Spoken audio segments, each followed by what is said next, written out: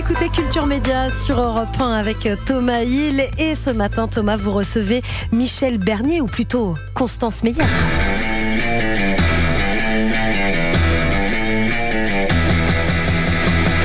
Et oui, la stagiaire incarnée par Michel Bernier qui revient pour une saison 9. 9 ans que vous êtes stagiaire. Oui, il faudrait peut-être envisager d'attaquer au plus prud'homme. ancienne stagiaire de France. Est-ce qu'un jour la stagiaire pourrait éventuellement devenir le salarié? Mais je pense que, comme je l'ai dit une fois dans un épisode, je serai à la retraite avant d'avoir le boulot. Ah oui, c'est ça. Bon. L'inspection du travail doit être en PLS devant cette série. C'est fou. Alors on explique pour ceux qui n'ont jamais vu la série, vous êtes donc stagiaire auprès d'un juge qui s'appelle le juge Delcourt, qui est joué par Antoine Hamel, et ensemble vous menez des enquêtes. Absolument. C'est ça le principe de la série, et c'est intéressant d'ailleurs de voir le fonctionnement de notre système, et que c'est bien le juge d'instruction en fait qui dirige l'enquête. Toujours. C'est ce qu'on s'en rend compte. Absolument. C'est-à-dire que nous, on est dans une série qui est pas du tout flic. Nous, la police évidemment, il y a le capitaine qui est joué par Soraya Garlin, qui elle donne les infos, suit l'enquête, fait tout ce qu'il y a besoin d'avoir sur les empreintes, les alibis, etc. Mais nous, on est là pour creuser sur les protagonistes, les suspects, les victimes, tout ce qui est plus, je dirais, dans le psychologique, on va dire. Nous, on est allé là dans cette série-là de cette manière-là.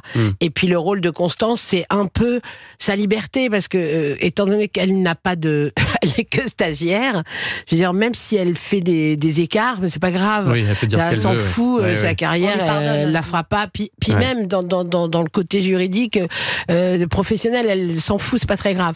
C'est plus difficile pour le juge Delcourt, qui, lui, c'est son métier, il est juge d'instruction. Il incarne la droiture. Donc, ce qui fait que ça permet à Constance d'avoir effectivement un regard un peu différent et d'amener les choses d'une autre manière. Mais ça, on le sent d'ailleurs que dans les interrogatoires aussi, il y a une répartition des rôles, on peut le dire comme ça, entre vous, le juge qui est plus factuel, vous êtes plus dans l'émotion, peut-être le contact humain, et ça va permettre de dénouer souvent les situations. Souvent, c'est-à-dire que le suspect, on va dire, ou la suspecte va tout d'un coup se dire, elle m'a compris, elle sait qui je suis, elle découvre en moi ce qui ne va pas, ou ce qui a fait que j'ai pu commettre l'irréparable. Ouais.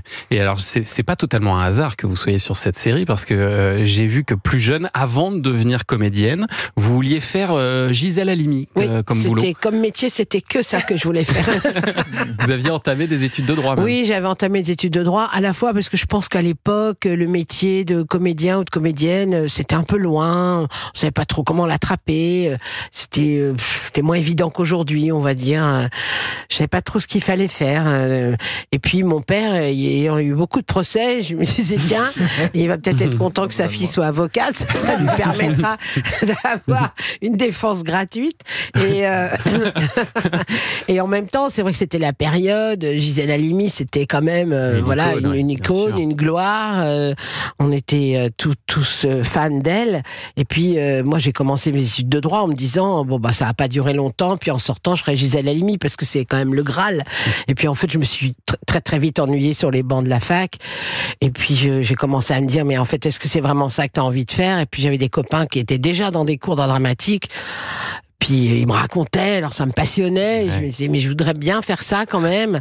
Et ils m'ont dit, mais viens un jour dans notre cours. Et puis c'était le cours Virio, qui était vers la place Clichy à Paris.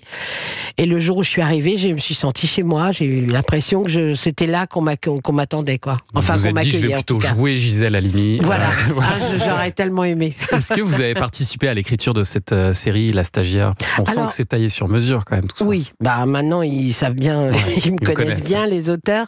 Mais puis ils sont très, je veux dire, très généreux, très sensibles à ma personnalité aussi. Et en même temps, c'est vrai qu'à chaque fois qu'on va démarrer une nouvelle saison, on se parle. Moi, j'aime bien amener mes petites idées, machin, etc. Mais je dirige pas, j'interviens que si vraiment je me sens pas à l'aise, ou moi ou mes camarades d'ailleurs. Ce qui est le succès de la série aussi vient du fait qu'on est une vraie, on est tous ensemble en fait. On travaille pour la série, on travaille pas pour chacun d'entre nous. Oui. C'est ça qui est bien en fait. Oui, puis quand on la regarde, il y a un petit côté aussi, une famille formidable dans cette série, parce qu'on va suivre votre vie de famille aussi, votre mari, vos deux grands-enfants, votre beau-fils, et maintenant il y a même une chèvre. Une chèvre, parce qu'on a des poules. L'année dernière, on a des poules aussi. D'où le fait d'ailleurs que dans cette saison, là, cette nouvelle saison, vous allez avoir besoin de vacances, parce que tout ça, ça fait quand même beaucoup. Ça fait beaucoup. C'est la charge mentale dont on parle. Ouais. C'est voilà, la famille, le boulot, voilà, comment gérer tout ça. Et puis, ce qui est bien dans la série, c'est qu'en fait, on a tout le côté dramatique des enquêtes.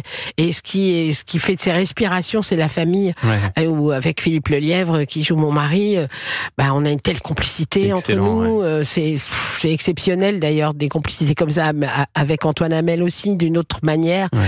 Mais ce qui fait que ça nous pèse pas de jouer, quoi. Souvent on me dit, mais t'en as pas marre? Mais non, j'en ai pas marre, parce que comment avoir marre d'un moment où on est bien? En fait. Mais alors j'ai pu voir le bêtisier des précédentes saisons où vous vous marrez d'ailleurs en permanence. Oui, c'est vrai. Je me suis dit même, vous devez parfois un peu réfréner votre côté comique dans cette série, Michel Bernier. C'est pas un peu frustrant par moment?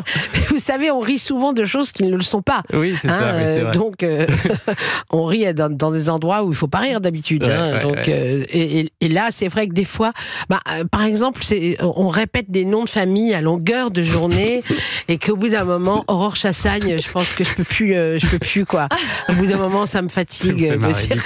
Voilà, et puis évidemment, ça devient Aurore Chaussogne ou je sais pas quoi. Donc évidemment, ce sont des choses on rit parce que quelquefois c'est la répétition et qu'on se dit non, on va pas redire ce truc encore une fois, parce que on fait quand même pas mal de prises dans une journée. Donc c'est vrai que le spectateur, lui, il voit la prise, et on dit qu'une seule fois, mais nous, à le faire, on le dit 40 fois. C'est ça, et c'est à voir demain soir. Moi, j'ai eu la chance de voir en avance le premier épisode de cette nouvelle saison. Vous allez enquêter sur le meurtre d'un médecin dans un désert médical. Ça se déroule, comme toujours, dans la région de Marseille, et vous allez pouvoir découvrir ça demain soir à 21h10 sur France 3. C'est le premier des 6 épisodes de cette nouvelle saison. Et puis, dans un instant, Sébastien Bordenave, une BD qui parle d'un personnage haut en couleur. Oui, un peintre.